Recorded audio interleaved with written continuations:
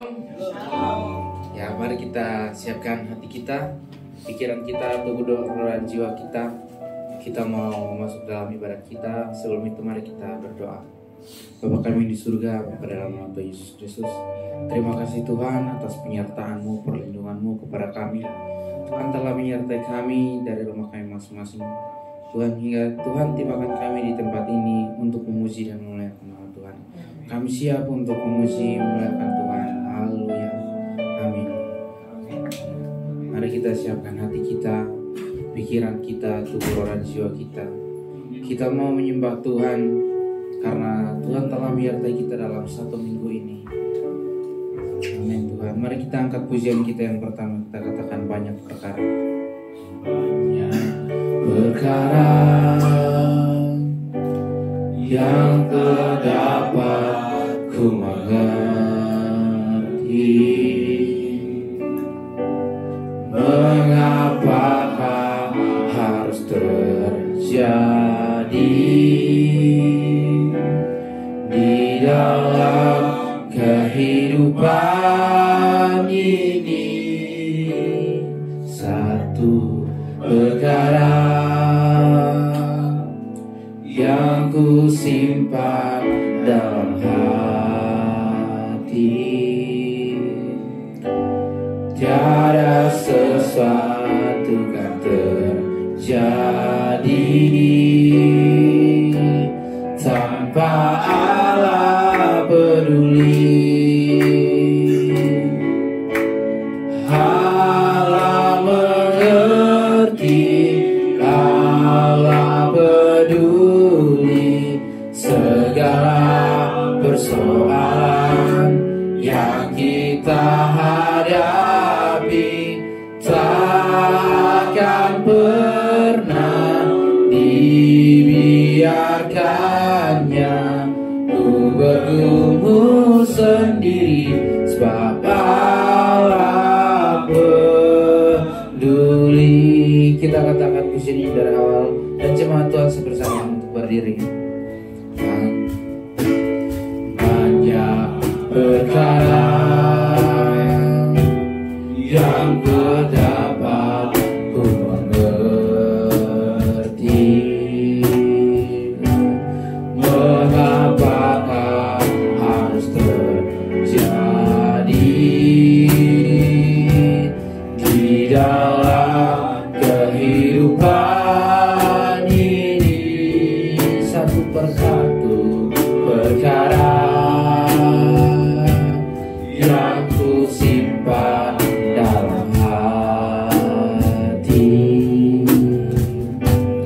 tiada sesuatu yang terjadi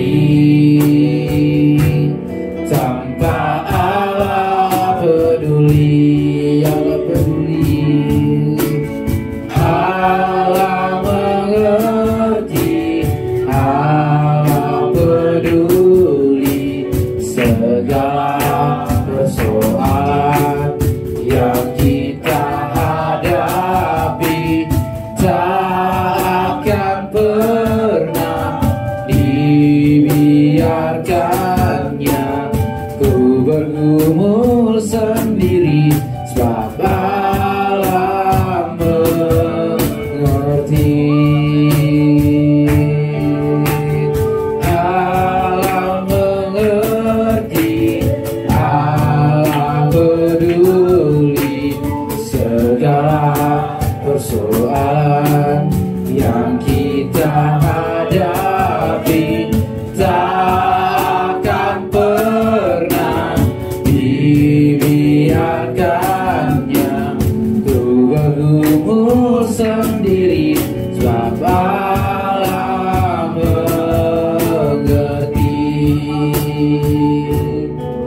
Sebab Allah mengerti, sebab Allah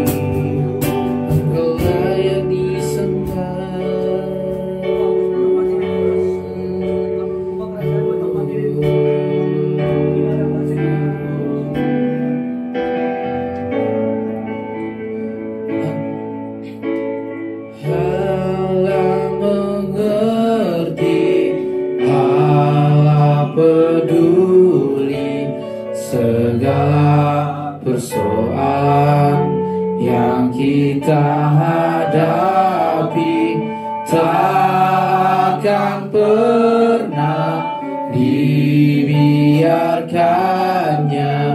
Ku bergumul sendiri sebab Allah mengerti. Allah mengerti, Allah peduli segala persoalan yang kita hadapi.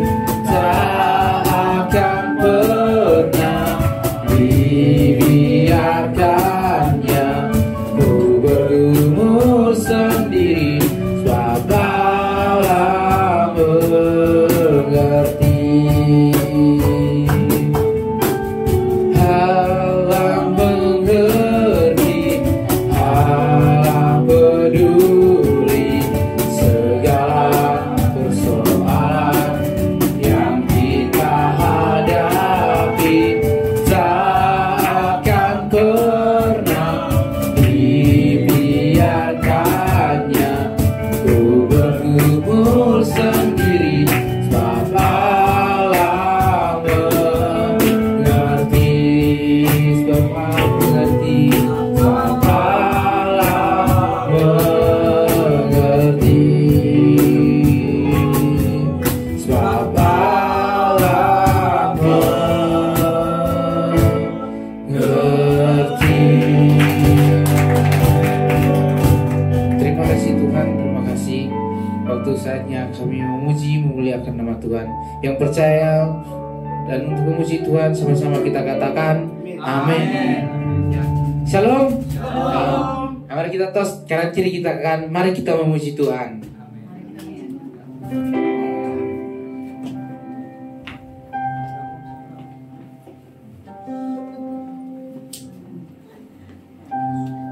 Ya, puji nama Tuhan. Mari kita angkat pujian kita.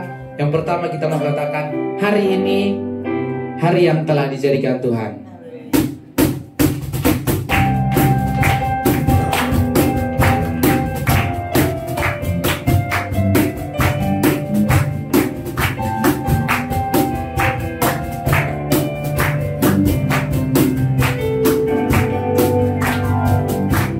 Hari ini hari yang telah dijadikan Tuhan. Mari kita bersuka. Hari ini hari yang telah dijadikan Tuhan. Mari kita bersuka. Tuhan bersuka di dalam Tuhan, bersuka, bersuka, bersuka dalam Tuhan. Saling bersuka, bersuka citalah. Oh, bersuka, bersuka dalam Tuhan. Sekarang bersuka, bersuka citalah. Hari ini hari yang telah dijadikan Tuhan. Mari kita bersuka. Hari ini hari yang telah dijadikan Tuhan. Mari kita bersuka di dalam Tuhan, bersuka di dalam Tuhan, bersuka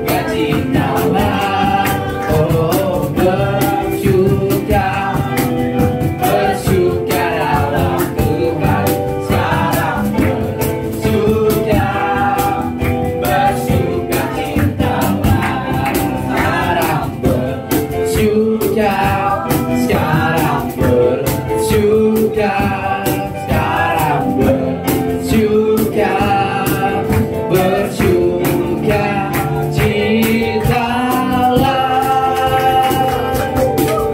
Amin. Masih mau puji Tuhan? Ya, kita akan puji kita yang kita mengatakan Roh Kudus tercurah bagi gerejanya. Roh Kudus tercurah di gereja ini, urapan yang ajaib memulihkan umatnya.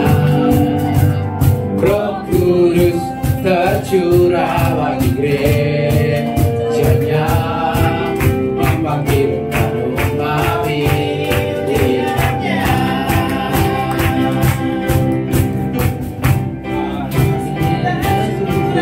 Depan ini urapannya yang ajaib memulihkan umatnya. Roh Kudus tercurah bagi gerejanya, membangkitkan umat pilihannya. Hari inilah harinya Tuhan, saat pembebasan tiba.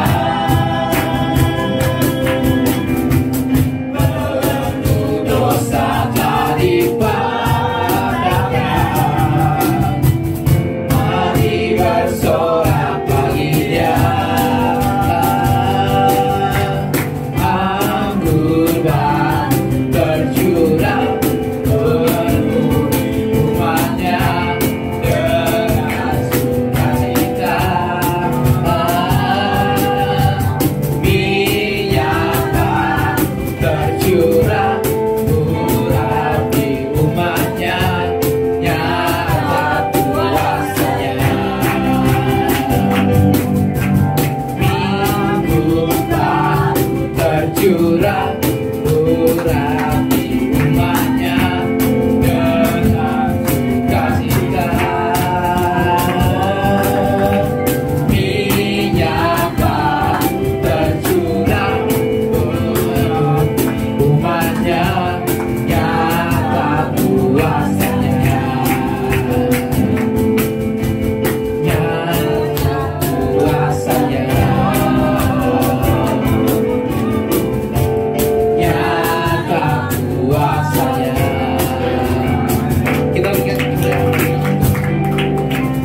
silakan jemaat Tuhan untuk duduk kembali. Ya, tiba saatnya kita mau masuk dalam beberapa pemberitaan firman Tuhan. Sebelum itu mari kita siapkan hati kita. Kita mau mendengarkan kebenaran firman Tuhan. Dan sebelum kita mau mendengarkan firman Tuhan, mari kita mengangkat pujian penyembahan kita. Kita mengatakan, ku yakin saat Kau berfirman.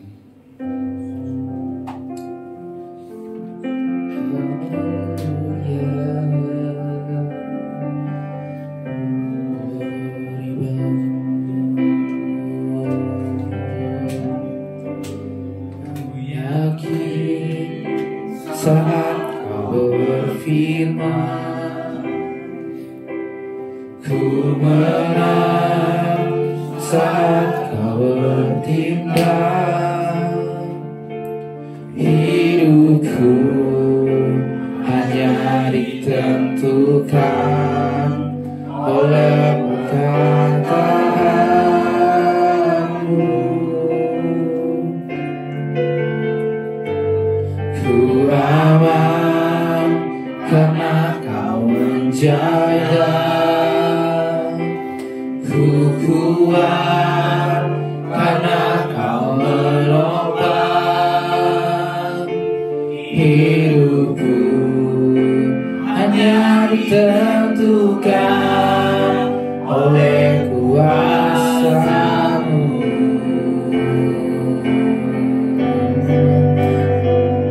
Bagi Tuhan tak ada yang mustahil. Bagi Tuhan tak ada yang tak mungkin. Mujizatnya disediakan bagiku, ku diangkat dan dipulihkannya. Kita ulangi pujian penyembahan ini, dan jemaat Tuhan siapa-siapa untuk berdiri. Yakin saat Kau berfirman, ku menang saat Kau bertindak. Hidupku hanya ditentukan oleh perkataanmu. Ku aman karena Kau menjaga. Ku kuat karena Kau menopang. Hidupku hanya ditentukan oleh kuasa-Mu. Bagi Tuhan, bagi Tuhan tak ada yang mustahil. Bagi Tuhan tak ada yang tak mungkin. Mujizatnya disediakan bagiku, ku diangkat dan dipulihkannya. Bagi Tuhan tak ada yang mustahil. Bagi Tuhan tak ada yang tak mungkin. Mujizatnya disediakan bagiku, ku diangkat dan dipulihkannya. Bagi Tuhan, bagi Tuhan tak ada yang mustahil. Kepada pembalas bagi Tuhan tak ada yang tak mungkin. Mujizatnya disediakan bagiku, ku diangkat dan Sekali lagi kita katakan bagi Tuhan, bagi Tuhan, amin. Tak ada yang mustahil bagi Tuhan, bagi Tuhan tidak ada yang tak mungkin. tak mungkin.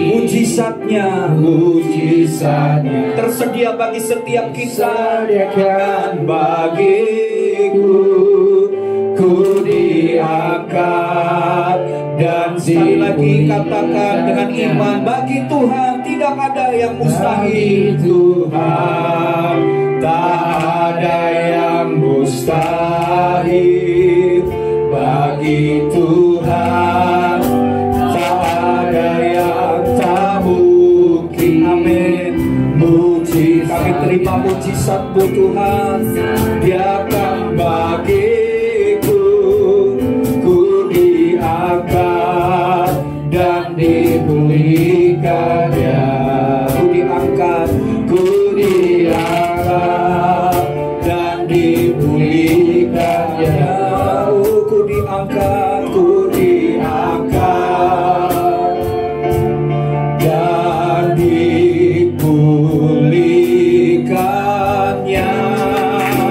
Haleluya, haleluya.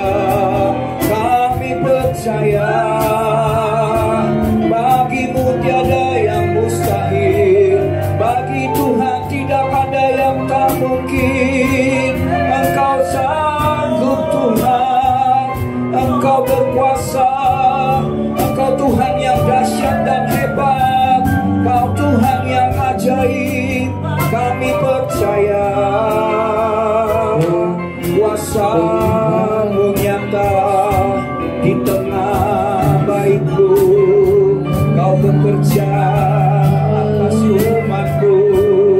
Haleluya.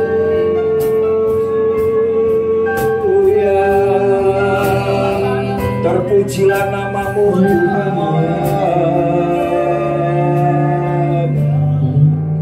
Kami percaya Tuhan, bagimu tidak ada perkara yang terlalu sulit.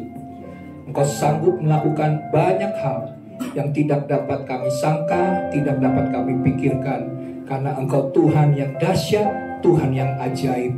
Terima kasih Tuhan, pagi hari ini kembali kami rindu akan firman Tuhan. Kami rindu akan kebenaran-kebenaran-Mu Tuhan. Sebab jika Tuhan berfirman, maka segala sesuatunya pasti terjadi. Terima kasih Tuhan, buka hati kami, Roh Kudus urapi kami, beri kami hikmat, beri kami pewahyuan, supaya kami semakin hari semakin mengenal akan pribadi Tuhan kami. Dan pada saat kami mengenal Tuhan, maka hidup kami pasti akan berubah dan berbeda dari hari ke hari. Terima kasih Tuhan, kami buka hati kami untuk pekerjaan firman dan Roh Kudus di tengah-tengah kami. Dalam nama Tuhan Yesus, semua yang siap bersama katakan amin. Amin. Puji Tuhan. Beri kemuliaan bagi Tuhan. Haleluya. Shalom. Apa kabar? Luar biasa. Puji Tuhan. Luar biasa. Tuhan baik bagi setiap kita yang mau beribadah dan datang kepada Tuhan. Oke, hari ini Jemaat Tuhan, kita akan belajar kembali firman Tuhan di minggu ketiga. Suaranya agak itu ya, cemprengnya. Mungkin bisa di minggu ketiga ini di bulan Oktober, yaitu temanya adalah menabur bagi misi. Ya, mari bersama-sama kita ucapkan tema ini. 1, 2, 3. Menabur bagi misi. Ya, kita akan baca karena ayatnya ini hanya 5 ayat. Kita akan membaca bersama-sama dari ayat yang pertama, yaitu di dalam 2 Korintus pasal yang ke-9. 2 Korintus pasal yang ke-9, ayat yang pertama sampai dengan ayat yang ke-5. 2 Korintus 9 ayat pertama sampai dengan ayat yang ke-5. Oke ya. Jika kita sudah dapat semua, amin. Sudah ya. Kita akan baca bersama-sama dari ayat. Judul perikopnya adalah pengumpulan uang untuk Yerusalem. 1, 2, 3. Tentang pelayanan kepada orang-orang kudus, tidak perlu lagi aku menuliskannya kepada kamu. Aku telah tahu kerelaan hatimu tentang mana aku megahkan kamu kepada orang-orang Makedonia. Kataku, Akaya sudah siap sedia sejak tahun yang lampau, dan kegiatanmu telah menjadi perangsang bagi banyak orang. Aku mengutus saudara-saudara itu agar kemegahan kami dalam hal ini atas kamu jangan ternyata menjadi sia-sia, tetapi supaya kamu benar-benar siap sedia seperti yang telah kukatakan. Supaya apabila orang-orang Makedonia datang bersama-sama dengan aku, jangan mereka mendapati kamu belum siap sedia, sehingga kami untuk tidak mengatakan kamu merasa malu atas keyakinan kami ini. Sebab itu aku merasa perlu mendorong saudara-saudara itu untuk berangkat mendahului aku, supaya mereka lebih dahulu mengurus pemberian yang telah kamu janjikan sebelumnya, agar nanti tersedia sebagai bukti kemurahan hati kamu dan bukan sebagai pemberian yang dipaksakan. Ya, kita lihat slide-nya. Salah satu tujuan penting dari surat Paulus yang baru saja kita baca di dalam 2 Korintus 9 ayat 1 sampai 5 ini adalah tentang pengumpulan dana untuk jemaat di Yerusalem. Jadi Paulus menulis surat ini ditujukan kepada jemaat di Yerusalem untuk penyelesaian pengumpulan dana bagi jemaat di Yerusalem kepada jemaat Korintus. Jadi jemaat Korintus ini punya janji bahwa mereka mau mensupport pekerjaan Tuhan ladang pelayanan di Yerusalem. Karena jemaat di Yerusalem sedang mengalami penderitaan yang berat dan mereka kekurangan dalam hal ekonomi. Dan oleh sebab itu dikatakan bahwa persembahan itu disebut sebagai di dalam ayat 1 sebagai pelayanan kepada orang-orang kudus. Jadi kita lihat di sini Paulus menekankan bahwa pemberian jemaat itu adalah sebuah pelayanan kepada orang-orang kudus di Yerusalem. Ya, jadi kita lihat bahwa pelayanan itu bukan hanya bicara soal kita melayani dengan tenaga kita, tapi pelayanan juga bicara soal pemberian persembahan kita bagi pekerjaan Tuhan. Itu juga disebut sebagai pelayanan. Nah, di sini kita lihat bahwa jemaat Korintus adalah jemaat yang diberkati secara finansial, secara ekonomi, sehingga apa yang dijanjikan oleh jemaat Korintus untuk membantu jemaat di Yerusalem, Paulus mengingatkan jemaat itu tentang komitmennya dalam ambil bagian dalam pekerjaan Tuhan ini. Sebab bagi Paulus, ya, pengumpulan dana bagi jemaat Yerusalem ini bukan sekedar pemberian sosial atau bantuan sosial. Tapi bagi Paulus, pemberian jemaat Korintus kepada Yerusalem ini adalah wujud solidaritas atau kesatuan tubuh Kristus yang menjangkau lintas budaya. Karena kita tahu bahwa jemaat Korintus ini sebagian adalah orang-orang non-Yahudi atau orang-orang Yunani, ya. Sedangkan jemaat di Yerusalem adalah jemaat orang-orang Yahudi. Jadi melalui hal ini Paulus mau mengajarkan jemaat Korintus untuk mensupport, mengambil bagian bagi pelayanan-pelayanan terhadap bangsa-bangsa yang berbeda dengan bangsa Yahudi. Ya. Nah, jadi di sini kita lihat konteks ini sama dengan yang Tuhan harapkan terjadi bagi gereja kita di masa kini. Waktu kita mensupport pekerjaan Tuhan, kita tidak lagi melihat dari bangsa mana, tempatnya di mana, ya. Tidak. Jadi waktu kita melihat ada pekerjaan Tuhan yang perlu disupport dan didukung, kita nggak lihat bangsa yang berbeda. Tapi kita tahu bahwa kita ini adalah satu kesatuan tubuh Kristus. Dan Tuhan mau mereka jemaat yang kuat mensupport jemaat-jemaat yang lemah. Itulah tujuan daripada pemberian yang Paulus ingatkan kepada jemaat Korintus. Mungkin pada waktu itu jemaat Korintus pernah bersedia mensupport jemaat Yerusalem, tapi oleh karena ada kendala masalah internal dalam jemaat itu, sehingga mereka belum memberikannya. Sehingga Paulus pada waktu datang ke sana, Paulus mencoba untuk mengumpulkan dana dari komitmen mereka tentang hal itu. Makanya di dalam ayat-ayat yang kita baca saat tadi kan, bahwa apa yang disampaikan Paulus ini kepada jemaat orang-orang Makedonia itu adalah membuat jemaat Korintus ingat akan apa yang merupakan komitmen mereka. Nah, itulah latar belakang ya, konteks dalam ayat ini. Jadi kita baca tadi nggak bingung, ini ayatnya nyambungnya kemana sih? Maksudnya kemana sih? Nah, intinya dalam ayat ini adalah bagaimana kita menabur bagi pekerjaan Tuhan atau menabur bagi misi kerajaan Tuhan.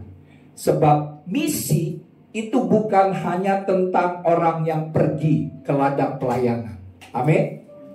Itu bukan tentang mereka yang ada di ladang pelayanan di satu daerah pelosok, di daerah terpencil. Bukan itu. Bukan itu saja.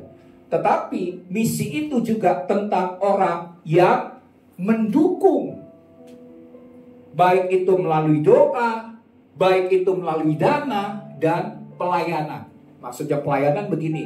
Misalnya kita melihat ada satu daerah, ada satu jemaat di sana, daerah terpencil yang sangat kekurangan.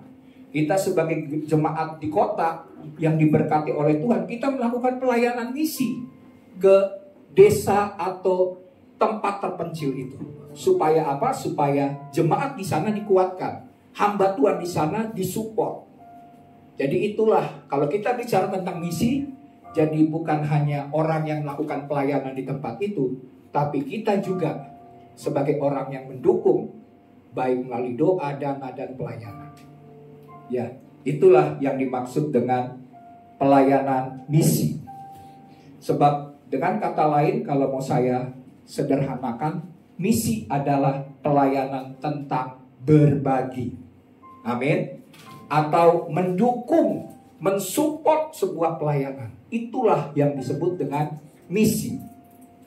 Nah, memberi atau menabur bagi misi bukan untuk segelintir orang. Saya ulangi. Mensupport atau menabur misi untuk misi ini bukan untuk segelintir orang. Tapi Alkitab dan firman Tuhan menegaskan bahwa setiap orang percaya harus ambil bagian untuk melakukan menabur untuk misi. Kenapa? Karena itu adalah sebuah panggilan mulia bagi setiap orang percaya. Ini merupakan panggilan bagi gereja Tuhan untuk ikut ambil bagian dalam karya penebusan Kristus bagi keselamatan dunia. Amin. Kita diundang, diharapkan oleh Tuhan untuk ambil bagian dalam karya penebusan Yesus dengan mensupport pelayanan-pelayanan yang membutuhkan support dari kita. Ya, tadi saya katakan bukan cuma dana, tapi doa dan keterlibatan kita untuk ambil bagian supaya pemberitaan Injil atau kita rindu melihat kerajaan Allah semakin diperluas di bumi ini. Ya, jadi itu tanggung jawab kita sebagai orang Kristen. Bukan tanggung jawab penginjil, bukan tanggung jawab pendeta. Memang ada yang dipanggil sebagai penginjil untuk ada di tempat yang terpencil. Kita mungkin gak bisa seperti mereka, tapi kita juga punya beban untuk mensupport mereka yang ada di tempat terpencil dengan segala kekurangan dan kelemahannya, sehingga pekerjaan Tuhan dapat terlaksana dengan baik. Ya, jadi itu tujuan daripada misi. Ya. Dan Paulus mengajar jemaat Korintus tentang cara memberi dengan benar. Jadi setelah kita tahu tanggung jawab kita, kita mengerti itu adalah panggilan mulia bagi setiap kita sebagai orang Kristen, kita harus juga tahu cara memberi yang benar. Kalau cara memberi kita salah, maka pemberian kita itu ya sangat disayangkan. Nggak sampai mengena hati Tuhan. Pasti memberkati ladang pelayanan yang kita support, tapi nggak sampai ke hatinya Tuhan. Kita rindu kan, cara yang kita lakukan dengan benar itu akan membuat Tuhan disenangkan melalui pelayanan kita ini. Jadi kita mesti tahu cara memberi dengan benar dalam mendukung pelayanan Injil. Karena kita percaya sebagai orang Kristen, Injil adalah kekuatan Allah yang menyelamatkan semua manusia. Dunia ini, manusia yang sedang jatuh dalam dosa membutuhkan keselamatan. Keselamatan adalah sesuatu hal yang penting. Untuk sebegitu pentingnya sampai Tuhan Yesus datang ke dalam dunia, mati di atas kayu salib untuk penebusan dosa umat manusia. Karena menyadari dosa telah membuat manusia terpisah daripada Allah. Dan untuk itu Tuhan datang ke dalam dunia untuk menebus manusia dari dosa supaya banyak orang diselamatkan. Dan kekuatan untuk bisa manusia itu diselamatkan bukan kekuatan kita sebagai manusia, tapi lewat pemberitaan Injil. Karena Injil adalah kekuatan Allah yang menyelamatkan, maka manusia-manusia berdosa itu bisa diselamatkan. Ya. Nah, untuk itu kalau kita menyadari betapa pentingnya kita juga menjangkau mereka yang ada dalam ladang pelayanan dengan cara yang benar, maka kita akan melakukan hal yang berkenan dan menyenangkan hati Tuhan. Sebelumnya saya mau cerita begini. Ada sebuah kisah seorang misionaris di Afrika. Misionaris ini dia melayani seorang anak kecil yang setiap minggu anak kecil ini datang kepada misionaris ini dari rumahnya ke rumah misionaris ini membutuhkan perjalanan 5 km perjalanan jauhnya. Dan setiap kali dia datang kepada misionaris ini, dia membawa seikat pisang. Ya, dia bawa setiap minggu, setiap kali dia datang ke misionaris itu, dan setiap kali dia datang dia kasih pisang, dan misionaris itu mengajarinya tentang Alkitab atau firman Tuhan. Dia melakukan itu terus menerus sampai suatu hari si misionaris ini bertanya kepada anak kecil ini. Dia tujuannya gak mau merepotkan anak kecil itu. Tapi akhirnya dia bertanya juga, "Nak, kenapa kamu harus bersusah payah bawa seikat pisang ini kepada saya? Kamu datang aja, gak usah bawa sesuatu, gak apa-apa." Tapi apa jawaban anak kecil itu kepada misionaris? Jawaban daripada anak kecil itu dia berkata begini, "Guru, ini bukan sekedar seikat pisang. Ini adalah tanda kasih saya kepada Yesus yang sudah lebih dahulu memberi hidupnya bagi saya." Jadi di sini kita lihat bahwa bukan hal yang pemberian yang kecil itu. Dia tahu pemberian yang dia bawa ini hanya pisang. Yang dia miliki mungkin gak ada harganya untuk mensupport pekerjaan Tuhan bagi misionaris itu. Tapi di sini kita belajar bahwa menabur bagi misi itu bukan soal banyak atau sedikitnya yang kita berikan. Amin.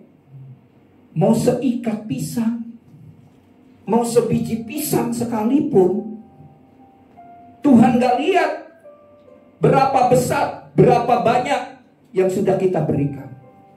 Tetapi menabur bagi misi ini bicara tentang sikap hati. Ya, sikap hati itu yang lebih penting, sebab Tuhan tidak melihat pemberian-pemberian dengan jumlah yang kita tabur. Tapi Tuhan melihat hati yang memberi itu. Apakah berkenan, apakah benar itu menyenangkan hati Tuhan. Ya, jadi jangan lagi kalau bicara soal menabur bagi misi, jangan mikir, aduh saya nih belum ada apa-apa, saya belum siapa-siapa. Enggak, Tuhan nggak lihat jumlah, tapi Tuhan lihat sikap hati. Ya, ada satu kesaksian di Korea waktu itu pendeta Yonggi Cho, dia mau bangun sebuah rumah Tuhan pada waktu itu. Waktu dia mau bangun, dia berbicara kepada jemaat. Dan jemaatnya bilang begini, oke, semua menabur. Ya, yang kaya maupun yang tidak, yang berkekurangan. Yang membuat pendeta Yonggi Cho ini tergugah adalah ada seorang ibu tua, nenek tua. Dia tidak punya apa-apa. Dia seorang yang sangat-sangat miskin. Tapi apa yang dia berikan itu menyentuh hati dari pendeta Yonggi Cho.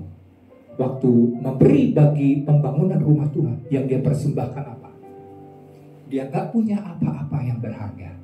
Dia persembahkan sendoknya yang dia miliki untuk makan.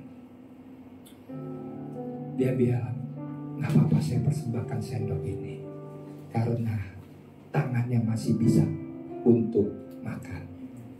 Dia persembahkan sendok. Tapi pemberian itu adalah bagian dari pembangunan rumah Tuhan yang besar yang dibangun oleh Yonggi Cho. Bukan cuma perkara kecilnya, tapi satu sendok yang harganya gak seberapa, turut ambil bagian bagi rumah Tuhan, pekerjaan Tuhan. Itu penting di mata Tuhan. Amin. Karena tanpa sendok itu gak jadi sebuah rumah, gak jadi bagian dari sebuah rumah Tuhan. Itu contoh yang sederhana. Dan di sini kita lihat bahwa untuk itu menabur bagi ladang misi itu yang harus kita lakukan adalah yang pertama, dilakukan dengan kerelaan. Inilah sikap hati yang pertama yang harus kita miliki dalam menabur bagi misi dan pekerjaan Tuhan. Yang pertama adalah kerelaan. Dalam ayat 1 dan 2 dikatakan begini: tentang pelayanan kepada orang-orang kudus tidak perlu lagi aku menuliskannya kepada kamu. Aku telah tahu kerelaan hatimu, tentang mana aku megahkan kamu kepada orang-orang Makedonia. Jadi jemaat Korintus dimegahkan atau diceritakan oleh Paulus kepada orang-orang Makedonia tentang persembahan bagi pelayanan misi. Kataku, Akaya sudah siap sedia sejak tahun yang lampau. Berarti tahun yang lalu-lalu dia sudah mau support, tapi belum sampai. Makanya Paulus datang untuk mengumpulkan dana itu. Dan kegiatanmu telah menjadi perangsang bagi banyak orang. Nanti kita lihat pengertian dari ayat ini lebih dalam. Yang pertama, Paulus memuji, slide-nya, kerelaan jemaat yang sudah berniat memberi bahkan sebelum ia datang. Jadi di sini kita lihat bahwa semangat jemaat Korintus dalam memberi ini, yang sudah siap menolong orang lain ini, telah merangsang banyak orang. Artinya menggerakkan hati banyak orang, atau dengan kata lain disebut sebagai inspirasi, menjadi teladan bagi orang lain. Lihat, semangat kita dalam memberi menabur bagi pekerjaan Tuhan dan bagi misi, itu membuat orang-orang yang lain melihatnya juga menjadi ikut ambil bagian. Kita menjadi orang yang memberikan inspirasi. Setiap hal yang kita tabur dalam doa, dalam pelayanan, dalam dana, saya yakin semangat yang kita lakukan itu akan menginspirasi orang-orang lain yang melihatnya. Itulah yang Paulus katakan, menjadi perangsang bagi banyak orang untuk ikut ambil bagian dalam memberi. Karena itu menjadi sebuah teladan. Jadi kerelaan adalah tanda hati yang sudah disentuh oleh kasih Tuhan. Tanpa disentuh oleh kasih Tuhan, saya yakin orang tidak akan bisa memberi dengan kerelaan. Tapi orang yang sudah disentuh dengan kasih Tuhan yang luar biasa, dia akan memberi dengan kerelaan hati. Jadi di sini kerelaan adalah dasar untuk setiap persembahan yang berkenan di hadapan Tuhan. Setiap persembahan yang kita berikan, kalau didasari dengan kerelaan hati, itu berkenan di hadapan Tuhan. 2 Korintus 9 ayat 7. Mari kita lihat ayatnya. Firman Tuhan berkata begini: hendaklah masing-masing memberikan menurut kerelaan hatinya, jangan dengan sedih hati atau karena paksaan. Sebab Allah mengasihi orang yang memberi dengan sukacita. Kerelaan di hadapan Tuhan adalah nilai hidup yang paling penting dalam kita memberi.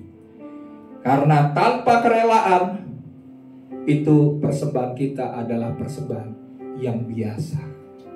Tapi persembahan yang menyentuh hati Tuhan adalah ada kerelaan. Karena kerelaan hati lahir dari hati yang sudah mengalami kasih karunia Allah. Jadi setiap pemberian-pemberian itu adalah kasih karunia. Amin. Karena kenapa? Karena kita sudah menerima kasih karunia daripada Tuhan. Waktu kita menerima kasih karunia daripada Tuhan, maka kita pun tidak akan menahan untuk memberikan kasih karunia kepada orang-orang yang membutuhkan. Betul? Karena kita sudah terima kasih karunia dari Tuhan. Sehingga kita memberi kasih karunia kepada orang-orang yang membutuhkan kasih daripada Tuhan.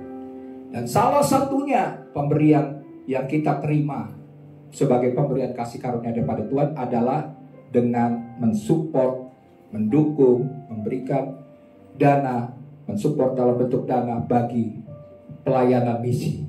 Ya. Karena orang yang rela dalam memberi adalah orang yang menyadari bahwa semua yang dimilikinya adalah milik daripada siapa? Tuhan.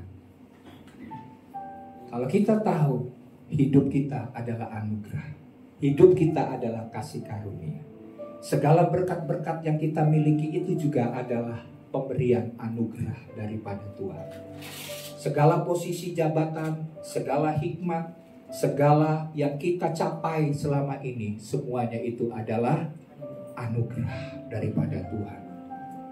Mungkin kita bilang begini, oh enggak, selama ini saya melakukannya dengan kekuatan saya sendiri, saya enggak butuh Tuhan.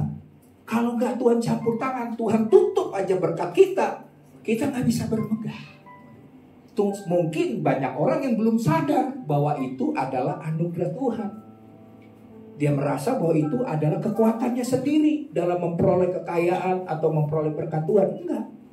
Kalau tidak dianugerahkan oleh Tuhan, bahkan nyawa kita kalau tidak dianugerahkan oleh Tuhan, maka kita tidak pernah tahu sampai berapa lama kita ada. Ya, jadi di sini kita belajar bahwa kerelaan lahir karena kita menyadari semua hidup kita adalah anugerah daripada Tuhan. Dan segala anugerah itu kita pakai untuk kemuliaan bagi nama Tuhan. Ya, nah di sini kita lihat slide berikut bahwa Tuhan mengasihi pemberi yang memberi dengan landasan ini. Dalam 2 Korintus 9 ayat 7 tadi yang kita baca adalah memberi dengan suka rela. Dan juga memberi dengan suka cita.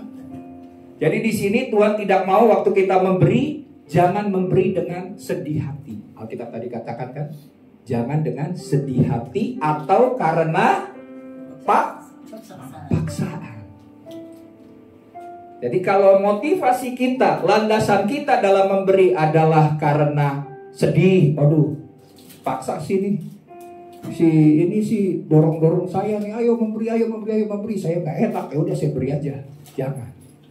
Lebih baik kita tidak memberi daripada kita memberi karena dipaksa. Tapi biarlah kita memberi dengan sukarela, dengan sukacita, karena itu berkenan di hadapan Tuhan. Tuhan mengasihi orang yang memberi dengan sukarela dan dengan sukacita. Ya, jangan memberi karena paksaan, tetapi dasarilah dengan ungkapan syukur atas kasih Tuhan yang sudah kita terima atas hidup kita.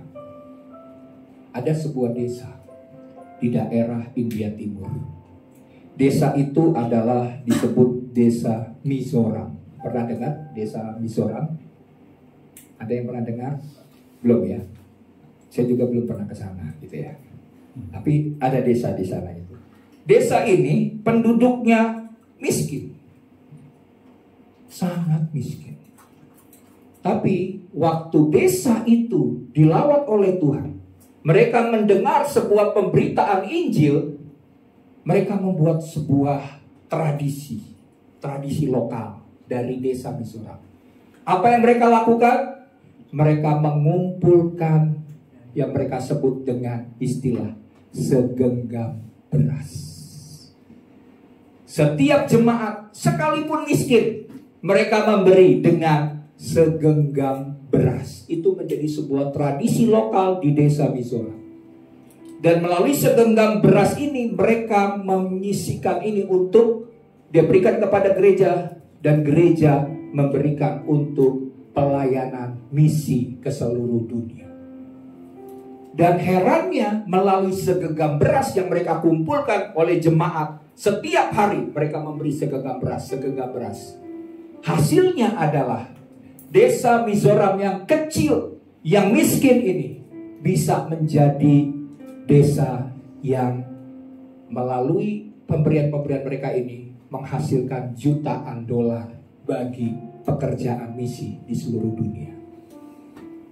Jutaan dolar dari desa yang miskin dengan melakukan hal yang sederhana, yaitu segenggam beras. Ya. Pekerjaan misi melalui pelayanan mereka Dan akibatnya gereja itu sekarang ini sedang mengalami peningkatan secara ekonomi. Tadinya menjadi desa yang miskin, tapi mereka mengalami dengan menyumbang juta dolar bagi pekerjaan Tuhan, mereka akhirnya menjadi desa yang sedang berkembang di hari-hari ini. Ada kisah itu di dalam, nanti Bapak Ibu jemaat boleh lihat, karena ini zaman media sosial, bisa lihat di media sosial tentang desa Mizoram yang ada di India. Ya, jadi di sini kita lihat bahwa kerelaan bukan soal kondisi. Amin. Kondisinya jemaat yang miskin. Bahkan di dalam 2 Korintus pasal yang ke-8, Paulus pun memuji jemaat apa ya? Makedonia kalau nggak salah. Ya, jemaat yang miskin. Tapi Paulus memuji jemaat itu karena kenapa? Mereka memberi di tengah kekurangan mereka. Jadi kerelaan bukan bicara soal kondisi, tapi soal keputusan hati yang sadar akan kasih Tuhan yang besar, sehingga mereka memberi dengan ucapan syukur. Itu yang berkenan, itu yang menyenangkan hati Tuhan. Waktu kita mendasari pemberian-pemberian kita, karena kita bersyukur atas kasih Tuhan, kebaikan Tuhan yang Tuhan sudah nyatakan atas hidup kita. Ada sebuah contoh dalam Alkitab. Kita tahu kisah janda di Sarfat ya. Di dalam 1 Korintus 17 ayat 7 sampai 16. Kita lihat bahwa janda di Sarfat ini, dia hanya punya berapa? Hanya segenggam tepung dan sedikit minyak. Ya, suatu kali Nabi Elia datang kepada janda di Sarfat itu. Dia minta untuk dibuatkan roti buat dirinya. Terus si janda Sarfat ini bilang gini kepada Nabi Elia, engkau tahu saya hanya punya segenggam tepung dan sedikit minyak. Setelah saya masak tepung ini dengan minyak yang sedikit ini, setelah itu saya mati. Karena saya cuma punya saya dan anak saya. Setelah itu saya nggak punya apa-apa lagi. Saya nggak tahu mau makan apa setelah itu. Tapi apa yang dilakukan oleh janda di Sarfat itu? Janda di Sarfat itu memberi roti terakhirnya kepada Nabi Elia. Kira-kira segenggam tepung dengan sedikit minyak itu buat berapa orang? Dibagi 3 kah? Kecil-kecil. Gak enak si janda Sarfat ini. Dia pentingin Nabi Elia ini. Dia bilang, udah saya berikan. Setelah itu saya mati. Apa yang dilakukan? Setelah dia lakukan ini, karena kerelaan hatinya, Tuhan melimpahkan berkatnya atas janda di Sarfat itu. Amin. Di sini kita lihat betapa pentingnya kerelaan hati. Waktu kita memberi dengan rela, dengan ucapan syukur, Tuhan siap memberkati kita dengan berkat-berkat yang berlimpah. Asalkan kita punya hati, sikap hati yang benar di hadapan Tuhan. Itu yang penting. Oke ya. Jadi di sini belajarlah memberi bukan karena dorongan orang lain. Ya. Timbul sebuah kesadaran, jangan karena didorong. Jangan apalagi karena dipaksa. Tapi biarlah itu lahir karena kerelaan hati kita. Kemudian jadikan setiap pemberian untuk misi sebagai bentuk ucapan syukur kita. Setiap pemberian-pemberian yang kita lakukan untuk pekerjaan Tuhan dan pelayanan misi, itu adalah ucapan syukur kita kepada Tuhan. Bukan kewajiban. Garis bawahi, bukan kewajiban. Amin. Karena tidak ada paksaan dan tidak ada dorongan. Ya, yang perlu kita lakukan adalah sebagai ucapan syukur, kasih kita, cinta kita kepada Tuhan. Dan waktu kita melakukan itu, doakan setiap pemberian-pemberian kita. Supaya apa? Supaya itu menjadi benih yang menghasilkan jiwa-jiwa yang baru untuk diselamatkan. Amin. Waktu kita melakukan cara-cara yang berkenan yang demikian ini, maka setiap pemberian kita itu akan naik sampai ke hadirat Tuhan.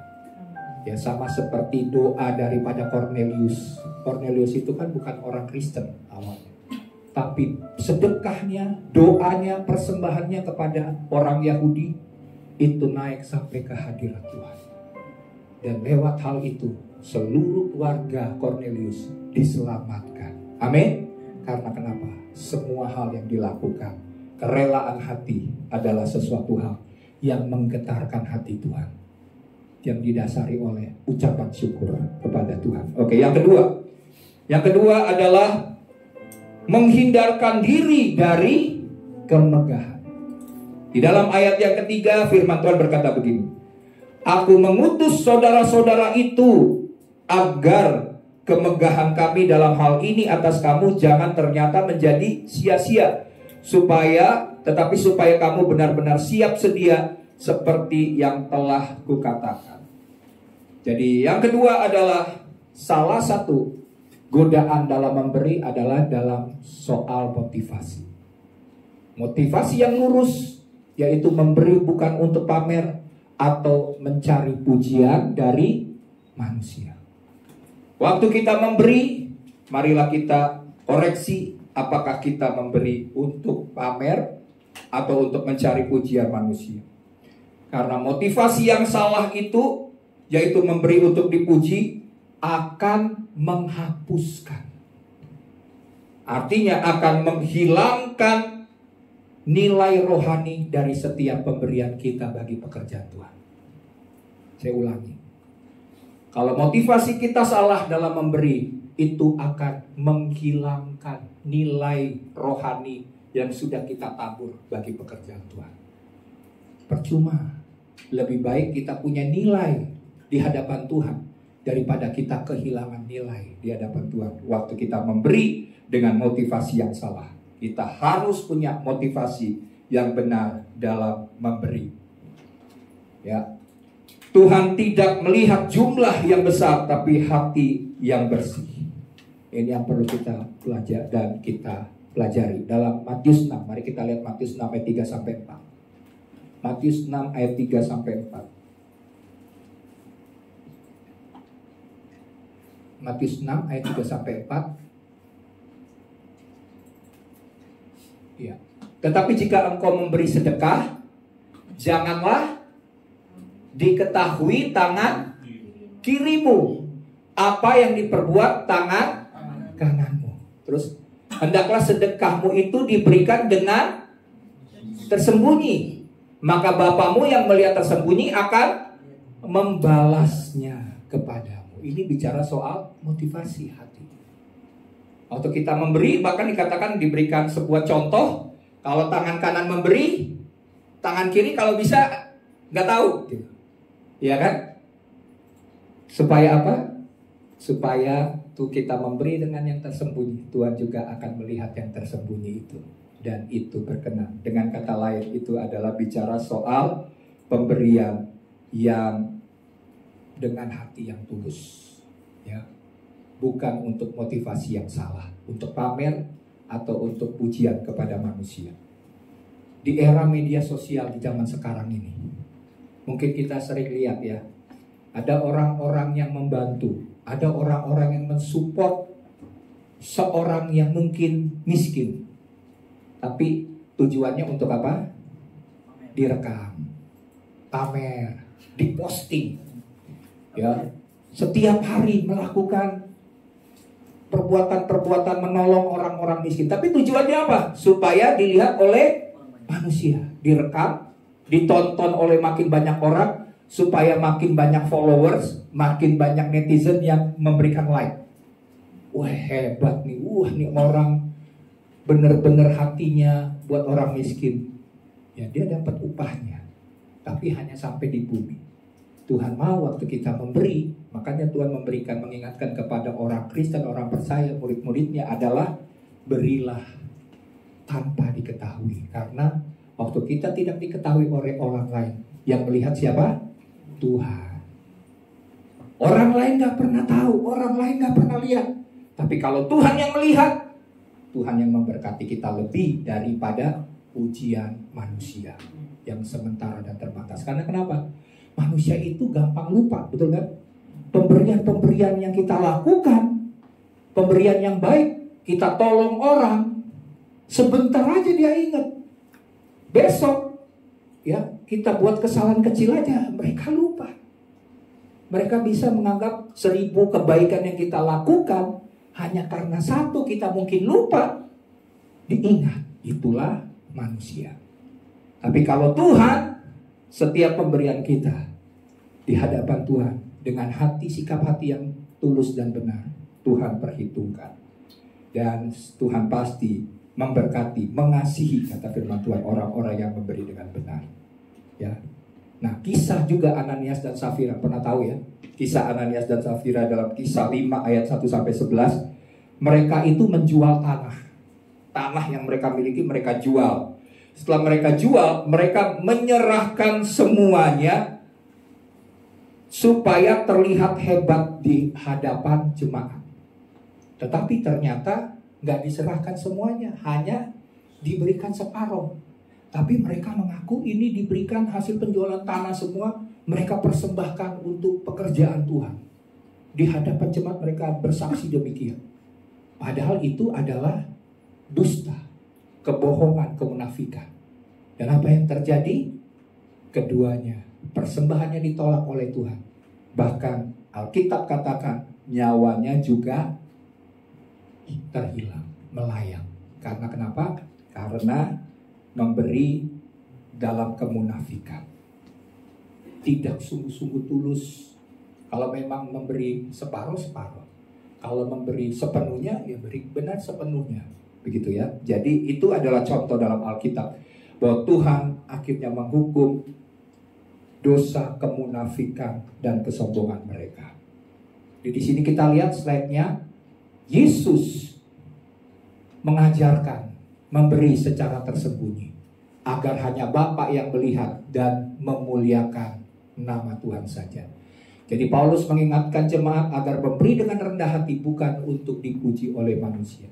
Jadi poin yang kedua, bukan dengan kemegahan, tapi dengan sikap hati yang rendah hati. Kita memberi, maka apa yang tersembunyi bagi Tuhan, Tuhan melihat. Dan Tuhan pasti memberkati setiap pemberian-pemberian kita. Sebab kemegahan diri dalam memberi membuat kita kehilangan berkat rohani yang sejati. Jangan sampai kita kehilangan berkat rohani yang sejati, karena kita memberi dengan sikap untuk pujian bagi manusia, tapi hanya untuk Tuhan saja. Oke, yang ketiga. Yang ketiga adalah menabur harus dilandasi oleh kemurahan hati. Ya. Jadi yang pertama kerelaan hati, kedua kerendahan hati, dan yang ketiga adalah kemurahan hati. Itu sikap-sikap hati yang Tuhan cari waktu kita menabur bagi pekerjaan Tuhan. Pemberian yang benar itu lahir dari hati yang penuh kasih dan murah hati. Karena firman Tuhan berkata, hendaklah kamu murah hati sama seperti Bapakmu adalah murah hati. Murah hati itu adalah sifat karakter daripada Allah. Kalau kita memiliki sikap murah hati, kita sedang mewarisi karakter daripada Tuhan, yang murah hati kepada orang, bahkan kepada orang yang berbuat jahat kepada kita. Kita penuh kasih dan murah hati. Coba kita lihat dalam Matius 10 ayat 8. Ya, firman Tuhan berkata begini, sembuhkanlah orang sakit, bangkitkanlah orang mati. Ini Yesus berkata kepada murid-muridnya. Tahirkanlah orang kusta, usirlah setan-setan. Kamu telah memperolehnya dengan cuma-cuma. Karena itu berikanlah pula dengan cuma-cuma. Artinya apa? Setiap pemberian-pemberian anugerah, kuasa, hikmat yang Tuhan berikan, mujizat yang Tuhan berikan melalui pelayanan kita, kita berikan itu karena kita sudah terima cuma-cuma daripada Tuhan. Maka kita juga tidak memikirkan soal ujian, keuntungan, atau mencari kepentingan diri sendiri. Enggak. Karena firman Tuhan berkata, kamu telah memperolehnya dengan cuma-cuma. Tuhan tak minta menuntut apa kan? Enggak. Misalnya diberikan karunia kesembuhan. Lewat pelayanan kesembuhannya banyak orang sakit disembuhkan. Itu kuasa dari Tuhan, karunia yang daripada Tuhan. Firman Tuhan ingatkan supaya hamba-hamba Tuhan yang sudah memperoleh dengan cuma-cuma, berikanlah pula dengan cuma-cuma. Jadi ada kemurahan hati. Setiap belas kasihan yang Tuhan taruh dalam setiap kita, itu Tuhan mau kita bagikan dengan cuma-cuma. Amin. Jangan karena tujuan mencari keuntungan diri sendiri. Yesus adalah teladan kemurahan terbesar yang rela merendahkan dirinya bagi setiap kita. Slide-nya, yaitu dalam 2 Korintus 8 ayat 9. Slide-nya yang berikut. Ya, mari kita lihat deh ayatnya. 2 Korintus 8 ayat 9. Firman Tuhan berkata begini. Karena kamu telah mengenal kasih karunia Tuhan kita Yesus Kristus. Amin. Setiap kita sudah terima kasih karunia Tuhan ya, yang menyelamatkan setiap kita. Bahwa Ia yang oleh karena kamu menjadi miskin, sekalipun Ia kaya, supaya kamu menjadi kaya oleh karena kemiskinannya. Artinya begini. Kita sudah dapat kasih karunia, anugerah yang berlimpah-limpah daripada Tuhan. Bahkan Tuhan rela menjadi miskin sekalipun Dia kaya. Supaya apa? Supaya kita menjadi kaya oleh karena kemiskinannya. Ini kan luar biasa. Kalau nggak ada kemurahan hati daripada Tuhan, sebenarnya kalau kita mau jujur, nggak ada alasan bagi Tuhan untuk datang ke dalam dunia, mati di atas kayu salib. Karena manusia sudah memilih memberontak kepada Tuhan. Manusia sudah memilih untuk berdosa. Ya, waktu peristiwa Adam dan Hawa di Taman Eden kan. Manusia pada dasarnya memberontak kepada Allah. Tapi Allah mencari manusia yang berdosa itu. Bukan kita yang mencari Tuhan, tapi Tuhan yang mengasihi kita. Dia yang mencari manusia berdosa supaya mereka diselamatkan. Bahkan Dia rela menjadi miskin supaya kita yang miskin menjadi kaya di dalam Tuhan. Sungguh luar biasa. Oleh sebab itu, kita yang sudah kaya di dalam Kristus, di dalam Tuhan, kita harus, Tuhan inginkan, punya sikap seperti Tuhan. Sikapnya adalah murah hati. Sikap yang demikian. Karena Yesus adalah teladan kemurahan terbesar atas hidup kita. Jadi ketika kita murah hati, kita sedang meniru karakter Kristus, ya, yang memberikan dirinya bagi keselamatan dunia. Memberi bagi misi berarti mengambil bagian dalam kasih Tuhan bagi dunia yang sedang terhilang. Kita lakukan itu. Ketika kita memberi, kita sedang menabur benih Injil yang akan berbuah bagi kemuliaan Tuhan. Ada kisah dalam Alkitab, kisah Maria dari Betania. Apa yang dilakukan oleh Maria dari Betania? Waktu Yesus datang, dia meminyaki, dia memecahkan buli-buli dari pualam yang harganya mahal, sangat mahal. Tapi dia pecahkan buli-buli itu. Mati. Dia pecahkan buli-buli itu yang merupakan minyak narwastu yang mahal di kaki Yesus. Dan dia melakukan sebuah tindakan kemurahan dan kerendahan hati. Dan Alkitab katakan bahwa di mana Injil diberitakan, itu semua adalah untuk mengingat apa yang dilakukan oleh Maria. Dengan segala kasihnya, ketulusannya, kerendahan hati, kemurahan hatinya. Coba, dia habiskan minyak narwastu yang dia sudah beli dengan harga yang sangat mahal untuk meminyaki kaki Yesus. Ada murid Yesus yang berkata, Yudas kan bilang begini, untuk apa pemborosan ini? Buat apa nih? Menghambur-hamburkan, lebih baik diberikan kepada orang miskin. Betul kan?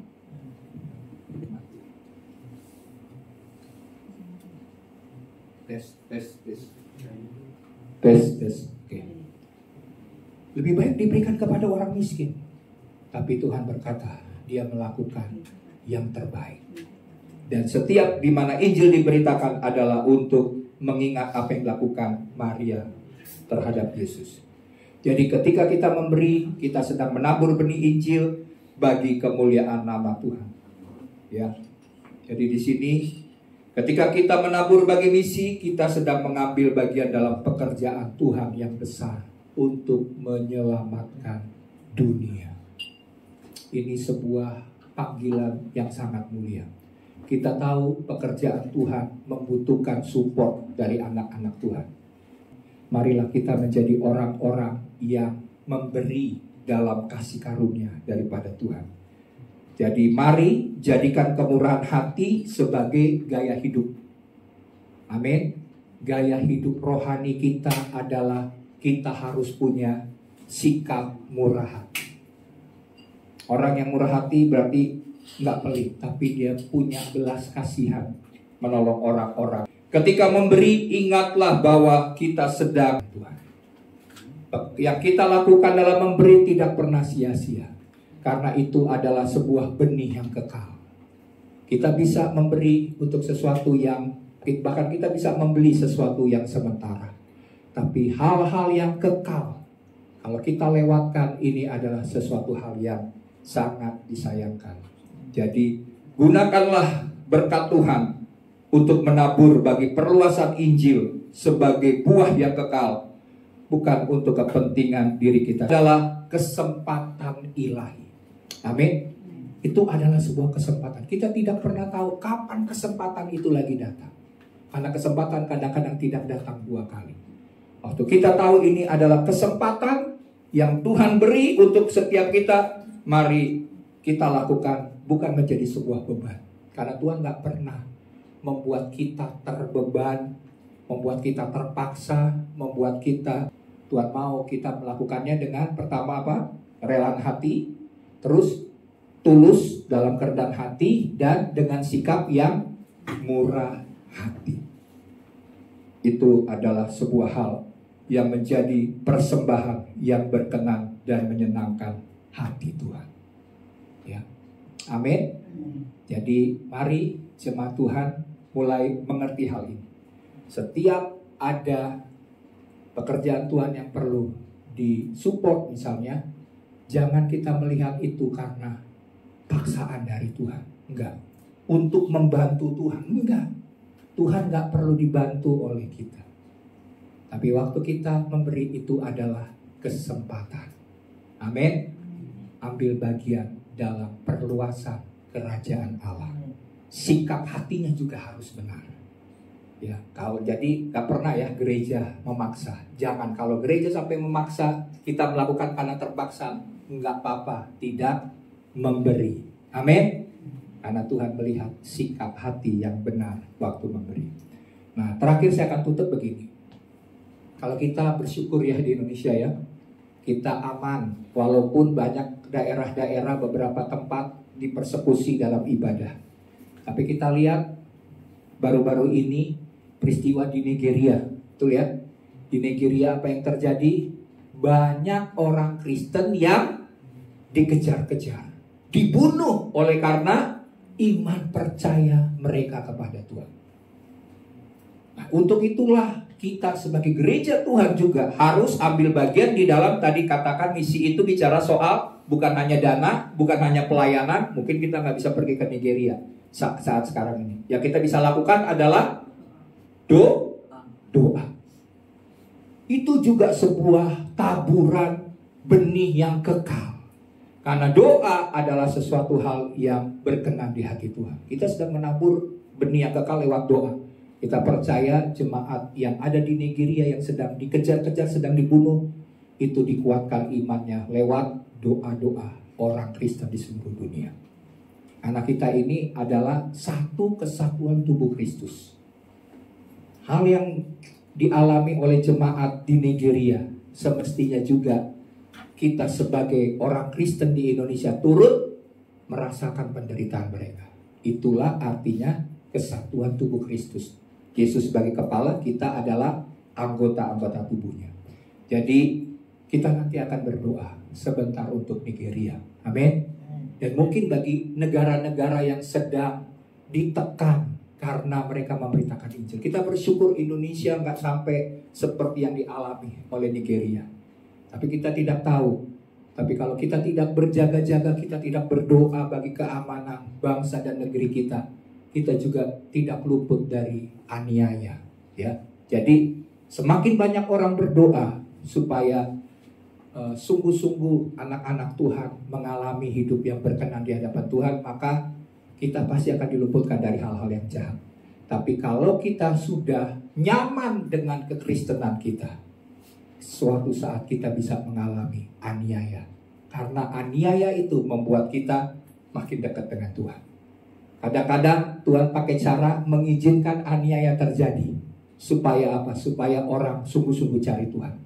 Tapi kalau kita hanya sekedar rutinitas dalam beribadah, suatu saat kita juga bisa mengalami. Kita nggak bisa jamin bahwa yang terjadi di Nigeria itu nggak akan pernah terjadi di Indonesia. Ya, tidak pernah menjamin.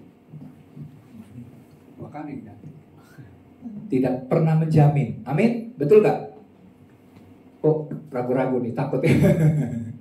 Oleh sebab itu, selagi kita diberi kesempatan oleh Tuhan untuk beribadah, untuk memberikan bagi pekerjaan Tuhan yang terbaik, kita lakukan. Amin. Baik doa, pelayanan, dan dana itu berkenan di hati Tuhan. Oke, mari kita bangkit berdiri. Kita sebentar akan berdoa bagi negara Nigeria, khususnya wilayah-wilayah yang saat ini sedang mengalami aniaya. Kita mau supaya apa yang dialami mereka, Tuhan kuatkan hati mereka.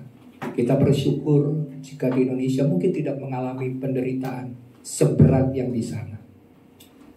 Oleh sebab itu mari kita berdoa supaya hal itu juga diluputkan dari kehidupan kita yang ada di Indonesia. Haleluya. Mari kita beri waktu sedikit, kita berdoa, musik mengalun. Bapa, kami saat ini bersatu hati berdoa. Engkau tahu segala pergumulan kami sebagai anak-anak Tuhan. Kami tahu Tuhan bahwa penderitaan yang kami alami, aniaya yang kami alami Tuhan, dapat membuat kami seringkali lemah, kami seringkali menolak Tuhan. Bahkan kami tidak lagi mengakui bahwa Tuhan Yesus adalah Tuhan dan Juru Selamat kami. Tapi kami berdoa Tuhan bagi mereka yang sedang mengalami aniaya, khususnya yang di Nigeria ya Tuhan. Kami melihat bahkan ada banyak orang-orang Kristen di Nigeria yang tidak takut, mereka tetap memuji Tuhan, mereka tetap berharap bersandar kepada Tuhan. Karena mereka tahu bahwa mereka punya jaminan untuk kehidupan kekal, keselamatan yang Tuhan sediakan oleh karena iman percaya mereka kepada Tuhan. Buat kami juga Tuhan sebagai anak-anak Tuhan di Indonesia, untuk berdoa bagi mereka supaya mereka dikuatkan imannya Tuhan. Dan buat kami Tuhan di Indonesia, Tuhan luputkan dari segala hal yang jahat Tuhan. Tuhan bawa bangsa kami untuk menjadi bangsa yang diberkati oleh Tuhan. Kami rindukan Bapa, selagi masih ada kesempatan, kami mau supaya pekerjaan Tuhan, perluasan Injil boleh terjadi di Indonesia Tuhan. Dan kami boleh ambil bagian di dalam menabur bagi pekerjaan misi, bagi pekerjaan Tuhan di Indonesia. Sebab kami tahu ini adalah sebuah kesempatan, bukan sebuah beban, tapi sebuah kepercayaan yang Tuhan beri bagi setiap kami untuk melakukan yang terbaik selama kami ada Tuhan. Karena kami sudah terima kasih karunia yang begitu melimpah, maka kami juga akan memberikan kasih karunia yang Tuhan sudah beri ini bagi mereka yang membutuhkan. Terima kasih Bapa, terima kasih Tuhan. Mari kita nyanyikan lagu ini sebagai doa di hadapan Tuhan supaya kita tetap setia. Ada begitu banyak tantangan gereja di akhir zaman, dan hal itu kita lihat dialami oleh Nigeria. Tapi biarlah kita juga tidak menjadi nyaman dengan semua fasilitas, dengan semua hal yang kita alami tidak seberat di sana. Tapi biarlah kita tetap setia, kita tetap mengambil bagian dalam hal-hal yang menyenangkan hati Tuhan. Haleluya Tuhan. Terima kasih. Tak akan pernah ku sesali mengiring Yesus sepanjang hidupku, lewati lembah air mata, ku saksikan kemuliaan-Mu dinyatakan. Betapapun harga yang harus ku bayar, ku kan tetap setia. Sekali lagi, tak pernah ku sesali, tak akan pernah ku sesali. Ini iman percaya kami Tuhan, mengiring Yesus sepanjang hidup kami. Hidupku lewati lembah air mata, ku saksikan kemuliaan-Mu dinyatakan. Berapapun harga yang harus ku bayar, ku kan tetap setia melayani, mengasihi-Mu, mengiring-Mu seumur hidupku. Janji-Mu kan tetap ku pegang teguh sampai ku dapat mahkota kehidupan. Sekali lagi katakan, melayani, mengasihi-Mu Tuhan, mengasihi-Mu, mengiring-Mu seumur hidupku. Janji-Mu kan tetap ku pegang teguh sampai ku dapat mahkota kehidupan. Biarkan musik mengalun, kita beri waktu 1 menit. Kita mau menyerahkan hidup kita bagi Tuhan, supaya apa yang kita lakukan hari demi hari, melalui kebenaran yang kita dengar hari ini, kita punya hati seperti hati Tuhan.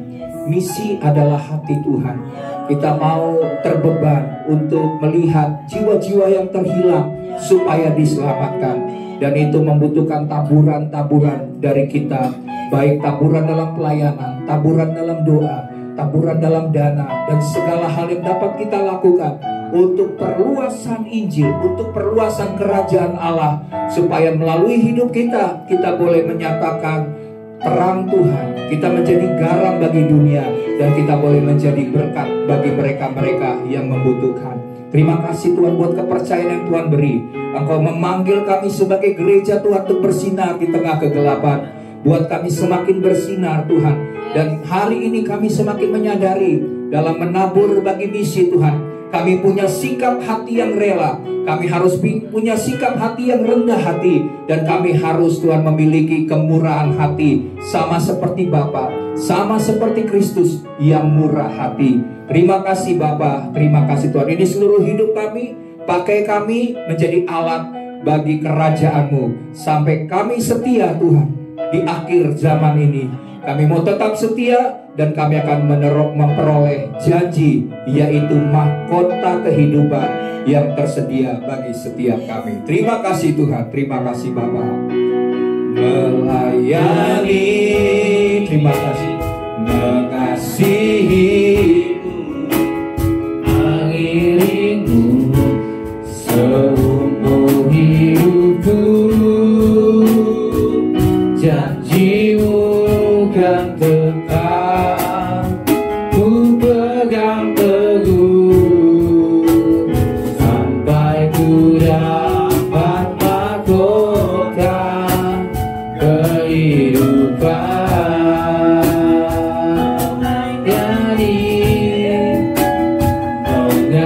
Mengasihi-Mu, mengiring-Mu seumur hidupku. Janji-Mu kan tetap ku pegang teguh sampai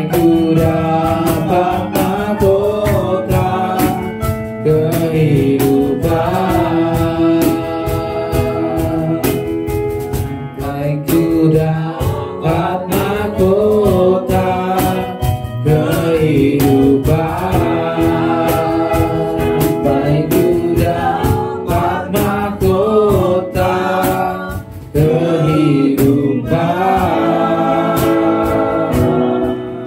Terima kasih Bapak, terima kasih Roh Kudus yang menyertai kami dari pemberitaan firman Tuhan. Kiranya firman-Mu menjadi berkat bagi kami semua, menjadi motivasi bagi kami sehingga kami terus menerus membaca kebenaran firman-Mu. Terima kasih atas firman-Mu yang telah hamba-Mu sampaikan. Terima kasih juga atas kesempatan yang Tuhan berikan kepada kami Tuhan. Sebentar lagi kami akan memberikan persembahan kami, karena Tuhan memberkati apa yang kami memberi menjadi berkat bagi kami semua. Kami siap memberi persembahan di dalam nama Tuhan Yesus kami berdoa. Amin. Nah, kita akan memberikan persembahan kita dan kita angkat pujian penyembahan kita yang mengatakan besar anugerah. Selamat memberi, Tuhan Yesus memberkati. Besar anugerah-Mu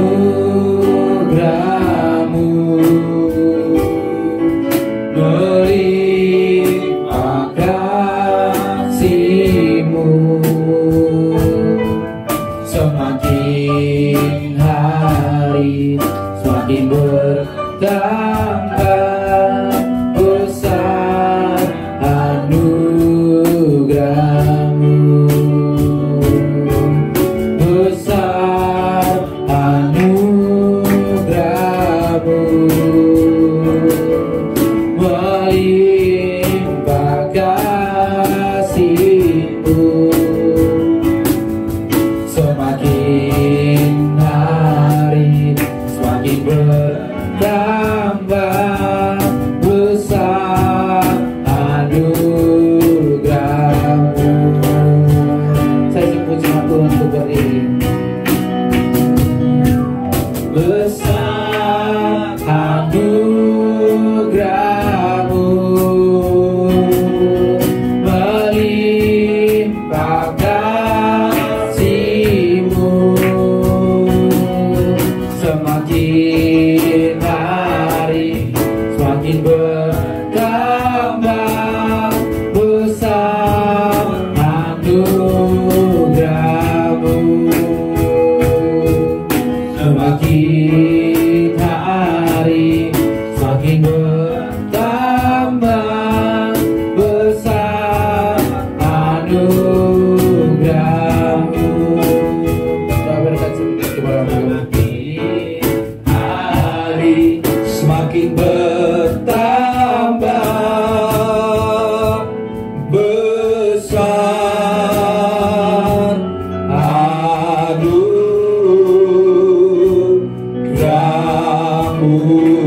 Haleluya. Terima kasih Tuhan buat anugerah-Mu yang besar yang kami sudah terima dan boleh terus kami alami di sepanjang kehidupan kami. Tuhan, kami akan mengakhiri ibadah minggu pagi hari ini. Kami sudah mendengar akan firman Tuhan dan kami percaya Engkau juga sudah menerima setiap pemberian-pemberian dari umat Tuhan bagi pekerjaan Tuhan, dan setiap tangan-tangan yang memberi Tuhan memberkati, sehingga kami boleh memberi dengan sebuah motivasi setelah kami dengar kebenaran-Mu menjadi motivasi yang berkenan, dan persembahan kami menjadi berkenan di hadapan Tuhan. Terima kasih Bapa, terima kasih Tuhan. Sebelum kami akan menerima berkat daripada Tuhan, kami berdoa juga bagi bangsa kami Indonesia. Tuhan berkati bangsa kami, pemerintah bangsa kami Tuhan berkati, Presiden, Wakil Presiden, staf menteri, jajaran pemerintahan dari tingkat pusat sampai daerah. Tuhan berkati, berikan hikmat segala keputusan dari pemimpin bangsa boleh membuat bangsa ini sejahtera, Indonesia menjadi maju dan menjadi Indonesia emas tahun 2045. Kami berdoa Tuhan luputkan dari segala masalah baik, bencana alam. Tuhan luputkan negeri ini Tuhan, bahkan dari resesi yang terjadi Tuhan. Kami percaya doa orang benar bila dengan yakin didoakan sangat besar kuasanya. Tuhan, di tengah situasi yang tidak pasti, Kami percaya Tuhan akan pelihara kami sebagai anak-anak Tuhan. Sebab janji Tuhan bahwa kami adalah anak-anak Allah yang maha tinggi. Maka Tuhan pasti menyediakan segala sesuatu yang kami butuhkan. Di tengah situasi apapun, kami tidak kekurangan sesuatu hal yang baik yang Bapa sediakan bagi setiap kami. Terima kasih Tuhan. Kami juga berdoa bagi jemaat yang tidak bisa hadir. Tuhan lawat mereka yang sakit, Tuhan sembuhkan. Sehingga pada minggu depan juga mereka boleh kembali beribadah. Setiap kendala, rintangan, halangan yang membuat mereka tidak bisa hadir, Tuhan senantiasa menolong. Sehingga minggu-minggu depan mereka boleh kembali beribadah bersama-sama dengan kami di tempat ini. Terima kasih Tuhan. Sebelum kami akan pulang, kami siap untuk menerima berkat daripada Tuhan. Mari jemaat Tuhan, arahkan hatimu kepada Tuhan, tadahkan tanganmu dan terimalah. Tuhan memberkati hidupmu, memberkati keluargamu, memberkati pekerjaan dengan kedua tanganmu yang kau kerjakan. Tuhan memberkati akan pelayananmu, segala hal yang engkau kerjakan. Janji Tuhan, Tuhan akan membuat engkau naik, tidak turun menjadi kepala dan bukan menjadi ekor. Tuhan melindungi engkau, Tuhan meluputkan dari segala hal yang jahat, dari rancangan-rancangan jahat iblis. Kami patahkan, kami tolak dalam nama Tuhan Yesus. Sebab Tuhan Allah adalah tempat perlindungan kami yang aman. Dan Tuhan menyinari engkau dengan wajahnya yang memberikan engkau kasih karunia. Dan Tuhan yang menghadapkan wajahnya kepadamu dan memberikan damai sejahtera yang melampaui segala akal. Dan sebelum kita pulang, kita terima, biarlah berkat daripada Tuhan turun atas setiap kami. Kasih karunia, kasih setia, rahmat daripada Tuhan Yesus Kristus, dan persekutuan dengan Roh Kudus yang menyertai engkau dimanapun engkau ada. Sehingga engkau akan hidup terus menyenangkan dan memuliakan Tuhan. Segala hal yang kau kerjakan, Tuhan menyertai dan membuatnya berhasil. Dan janji-janji Tuhan digenapi di sepanjang hidupmu. Engkau tidak takut akan masa depanmu, sebab masa depanmu sungguh ada dan harapanmu tidak pernah hilang di dalam Kristus. Sampai Yesus Kristus datang kedua kali, kita tidak kedapatan bercacat celah, dan kita akan diangkat di awan-awan yang permai untuk tinggal bersama dengan Tuhan selama-lamanya di sorga yang kekal. Semua kita yang sudah diberkati bersama-sama katakan amin.